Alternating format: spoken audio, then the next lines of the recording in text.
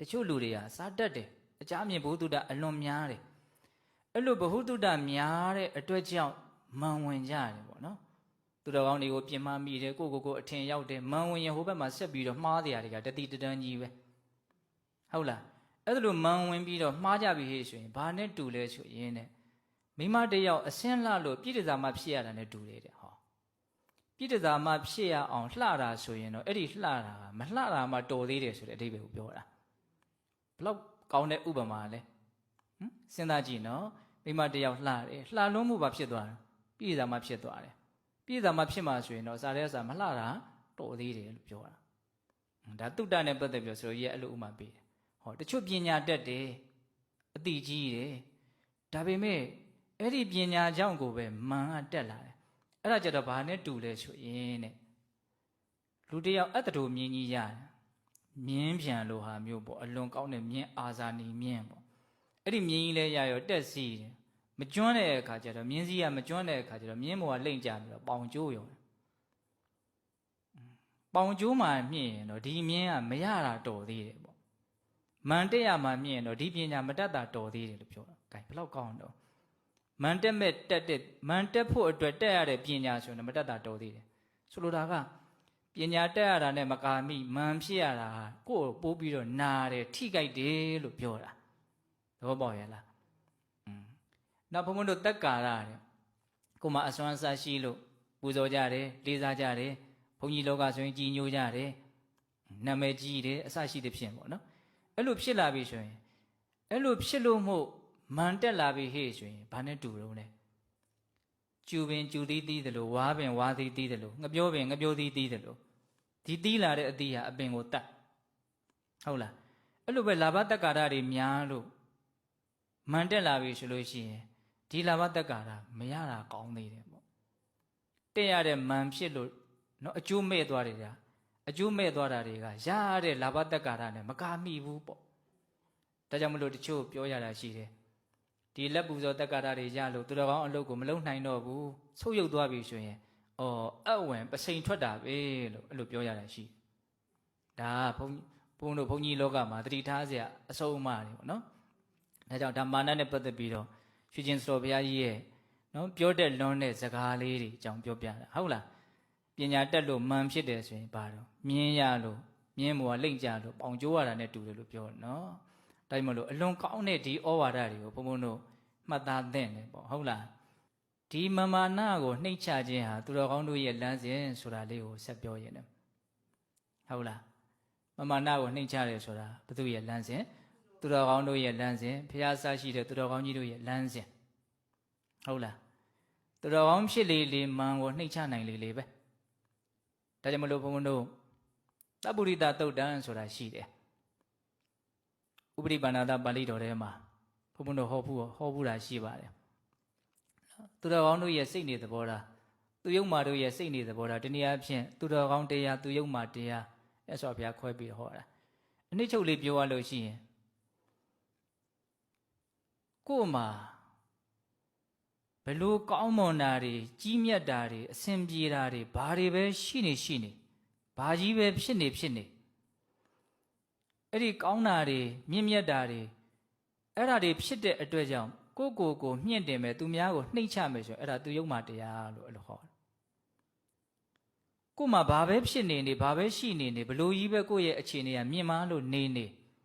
အဲ့ဒီမြင့်မားခြင်းအကြောင်းကြောင့်ဟာဒါတွေမြင်မလို့လောဘဒေါသမောဟကုန်တာမဟုတ်ဘူးသူတော်ကောင်းတရားကိုနီးမှလမ်းမှကျင့်မှလောဘဒေါသကုန်တာဒါကြောင့်ဒါတွေမြင်မာတဲ့အတွက်ကြောင့်ကိုမြင့်တင်စရာအကြောင်းမရှိဘူးသူများကိုနှိမ့်ချစရာအကြောင်းမရှိဘူးလို့မှန်မှန်ကန်ကန်မြင်ပြီးတော့ကိုဘလို့ပဲဖြစ်နေ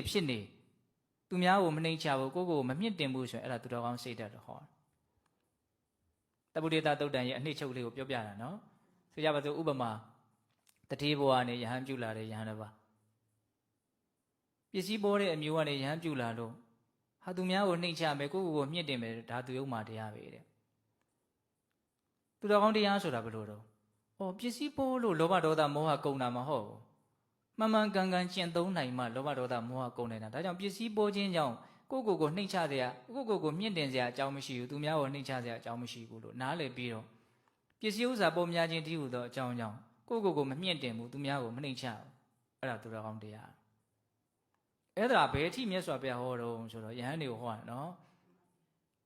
စာတတ်တယ်ဝီနည်းဆောင်တယ်ဒူတင်ဆောင်တယ်နောက်ဆုံးဇံရတယ်ဟောဇံရလို့ကိုကိုမြင့်တင်တယ်သူများကိုနှိမ့်ချမဆိုလဲအဲ့ဒီဇံရပုဂ္ဂိုလ်ကြီးမှာအဲ့ဒါသူယုံမှစိတ်ဓာတ်ဖြစ်နေတယ်အဲ့လိုပြောရတယ်ဟောစဉ်းစားနော်ဇံရချင်းဒီဟူသောအကြောင်းကြောင့်ကိုမမြင့်တင်ဘူးသူများကိုမနှိမ့်ချဘူးဆိုရင်အဲ့ဒါဘာတော့သူတော်ကောင်းစိတ်ဓာတ်တယ်အလောက်ထိမြတ်စွာဘုရားဟောထားတာဒါပါလေဆိုတော့မာနကိုမြတ်စွာဘုရားဘလောက်ယွန်ရှာဆက်ဆုပ်တယ်လဲဆိုတာကိုပြောထားတာဒါကြောင့်သူတော်ကောင်းတရားကိုသိလေနော်ယိုကျိုးတဲ့စိတ်ရှိလေပဲယိုကျိုးတဲ့စိတ်ရှိပြီဟေးဆိုရင်ကိုယ့်ရဲ့ပြောတာဆိုတာကိုယ့်ရဲ့အတန်နော်ဝစီကံအမှုအရာလို့ဘုံဘုံတင်စားပြောခြင်းဟုတ်လားဒါလည်းပဲနှစ်လိုပဲဖြစ်နေမှာပဲကာယကံအမှုအရာလည်းဘယ်လိုဖြစ်နေမလဲနှစ်လိုပဲဖြစ်နေမှာပဲခုဘုံဘုံတို့ပြောတာဆိုတာကြီးကအဆင်မပြေပါဘူးစိတ်တိုင်းမကြပါဘူးနော်နေတာထိုင်တာကြီးကလည်းပဲအဆင်မပြေပါဘူးစိတ်တိုင်းမကြပါဘူးဆိုတာများသောအားဖြင့်မန်အခန်းတွေကိုအခြေခံပြီးတော့နော်ပြောနေကြလို့နေကြလို့ကာယကံမှုဝစီကံမှုတွေကတောက်မကျိုးတာပေါ့ဟုတ်လားတော့တောက်မကျိုးဘူးဆိုတာအဲ့ဒါပဲအဓိကဟုတ်လားဒါကြောင့်သူတော်ကောင်းစိတ်ဓာတ်မှာအခြေခံပါတော့ကိုမမြင့်တင်ဖို့သူများကိုမနှိမ့်ချဖို့ဆိုတဲ့မမနာကင်းဖို့ဟာအလွန်အရေးပါတယ်လို့ဒါကိုနားလည်ရမယ်ဒါကြောင့်ဘုရားပြည့်ရင်ဉာဏ်ပညာကြီးဆုံးလို့ဗုဒ္ဓဘာသာဝင်တိုင်းသိထားတယ်ရှင်သာရိပုတ္တရာမမနာနှိမ့်ချတဲ့နေရာမှာစံပြရတယ်ပေါ့နော်တခါမဲ့အရှင်မြတ်ကြီးကသင်္ကန်းကင်တာအောက်ကမညီဘူးဖြစ်နေတယ်အစွန်းလေးထွက်နေတောင်တန်းလေးလိုဖြစ်နေတယ်အဲ့ဒါကိုရင်ပေါက်စာလေးကလာပြီးတော့ပြောတယ်အရှင်ဘုရားသင်္ကန်းကြီးကလည်းမညီပါဘူးပေါ့အဲ့ဒါနဲ့တနေရာမှာသွားပြီးတော့ညီလေးသွားဝတ်တယ်တဲ့ရှင်သာရိပုတ္တရာကအဲ့လိုသွားဝတ်ပြီးတော့အဲ့ဒီကိုရင်လေးရှိတဲ့နေရာလာပြီးတော့ကိုရင်လေးညီပြီလားကြည့်ပါအောင်လို့ပြောတယ်ကဲဘလောက်မျက်နှိုးစရာကောင်းတော့ဟုတ်လားဒါရှင်သာရိပုတ္တရာရဲ့နိဝါဒဂုံပေါ့အများကြီးပဲပြောရင်သူဟာမကုန်နိုင်ဘူးပြီးတော့ရှင်ရာဟုလာရဲ့နိဝါဒဂုံကိုလည်းရေးကြတာပဲများတယ်ရှင်ရာဟုလာဆိုရင်မန်ကြီးမယ်ဆိုရင်ကြီးစရာကောင်းမြတ်စွာဘုရားရဲ့သားတော်ဟုတ်လားလူဖြစ်နေမယ်ဆိုရင်စัจ java ရင်းမင်းဖြစ်နိုင်တဲ့ဘုံကံရှိတဲ့ပုဂ္ဂိုလ်ရုပ်ရည်မှလည်းပြောစရာမရှိပတ်ဝန်းကျင်အတိုင်းဝိုင်းဘာမှပြောစရာမလိုလောက်ပြည့်စုံတဲ့ပုဂ္ဂိုလ်ဒါပေမဲ့မန်အလွန်နှိမ့်ချတယ်တဲ့တချို့ကဆိုလို့ရှိရင်သူ့ကိုစမ်းတောင်စမ်းကြတယ်တဲ့အလွန်မန်နှိမ့်ချတာဟုတ်ရလားဆိုတာသိအောင်စမ်းတာတဲ့ကြောက်စရာကြီးတရှင်ရဟုလာဒီလန်းသွားပဲဆိုသူလာခင်ကစပြီးတော့ဓမြက်စေးတို့အမိုက်တောင်းတို့ပြစ်ထားတယ်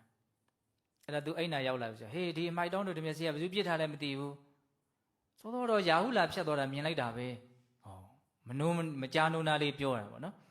အဲ့ဒါကို तू ကဟာတပြည့်တော့ပြစ်မထားပါဘူးလို့မဖြေရှင်းဘူးတဲ့အဲ့ဒီဥစ္စာကိုထက်ကောက်တောင်းနေရသွားထားတယ်ဓမြက်စေးနေရသွားထားတတ်တာပဲဘာမှတော့ပြောမသွားဘူးကဲဒါမာနကိုနှိမ့်ချထားတာနော်အဲ့ဒါ तू ယန္တာမဖြစ်သေးဘူးအဲ့ဒီအချိန်မှာယန္တာဖြစ်လို့မာနမရှိလို့နှိမ့်ချနေတာမဟုတ်ဟုတ်လားမြတ်စွာဘုရားကဝိနည်းသိက္ခာပုပညာထားတာရှိတယ်နော်လူတွေရှင်သာမဏေတွေဟာယဟန်နေနဲ့2ည3ညအပြင်တမိုးတရံထဲမှာအတူတူမအိပ်ကောင်းဘူးစပညာတုံးကတော့2ည3ညဆိုတဲ့အနုပညာချက်မပါဘူးမအိပ်ရဘူးပေါ့နော်အဲ့ဒါလည်းပညာပြီးတော့ရှင်ရဟုလာနဲ့ဘယ်သူမှသွားယဟန်နေနဲ့အတူတူကတကြောင်ထဲမှာအိပ်မရတော့ကျောင်းကအိပ်ဆရာနေရမရှိဘူးအဲ့ဒါဘာလို့တုံးဆိုရှင်ရဟုလာမြတ်စွာဘုရားရဲ့ဝိသကုရိအိမ်သာပေါ့နော်အဲ့ဒီအိမ်သာထဲဝင်အိပ်နေတယ်တဲ့မနဲ့လင်းလို့မြတ်စွာဘုရားအိမ်သာတက်မလို့ကုရိတက်မလို့လာတော့မှချောင်းဟန်းတော့ထဲထဲချောင်းဟဲ့ဘယ်သူတုံးဆိုတော့တပြည့်တော်ပါဘုရားဘာဖြစ်လို့တော့ကိုရင်နေနဲ့ဦးစင်းနေနဲ့အတူတူမအိပ်ရဘူးဆိုတဲ့သိက္ခာပုတ်ကြောင့်မလို့အိပ်ဆရာနေရမရှိလို့ဒီပေါ်တက်အိပ်တာပါတကယ်ဆိုလို့ရှိရင်သူ့ရဲ့ဥပိ္ပဇေဆရာတွေနော်သူ့ရဲ့နော်ကမောဇာဘယ်လိုတော့သူ့ကိုခေါင်းရိပ်ပေးတဲ့ဆရာတွေနေသေးဆရာတွေရှိတယ်အဲ့ဒါတွေကတကယ်တမ်းကရှင်အာနန္ဒာတို့ရှင်သာရိပုတ္တရာတို့တကယ်ပုဂ္ဂိုလ်ကြီးတွေသူသွားပြီးတော့အပူကတ်မယ်ဆိုကတ်လို့ရတာပဲဘာမှမပြောဘူးဖြစ်တယ်လို့လေးပဲနေလိုက်တာပေါ့ဒါပါတော့လို့မင်းမာနကင်းတဲ့သဘောလို့နားလေရမယ်ဟုတ်လားဒါကြောင့်မာနကိုနှိမ့်ချတယ်ဆိုတာဘုရားဆရှိတဲ့သူတော်ကောင်းကြီးတွေရဲ့လမ်းစဉ်လို့ဒီလိုမျိုးနားလေရမယ်နော်အဲ့ဒါလို့ဆိုရင်ဘုန်းဘုန်းတို့ဗာဆက်ပြောမလို့ဒီမာနကိုဘုန်းဘုန်းတို့ဘလို့နှိမ့်မလဲဒီတက်နေတဲ့မန်ကိုဘလို့ချိုးမလဲသူများသာမန်နေရှိတာပါငါတော့မန်မရှိပါဘူးလို့မြင်မထင်နေနဲ့နော်အဲ့ဒါဆိုရင်အစာရဲကောစာလွဲတော့မှာဟုတ်လားပြောခဲ့ပြီပဲနော်အခြေအနေမျိုးတိုင်းမှာမန်ဆိုတာရှိနိုင်တယ်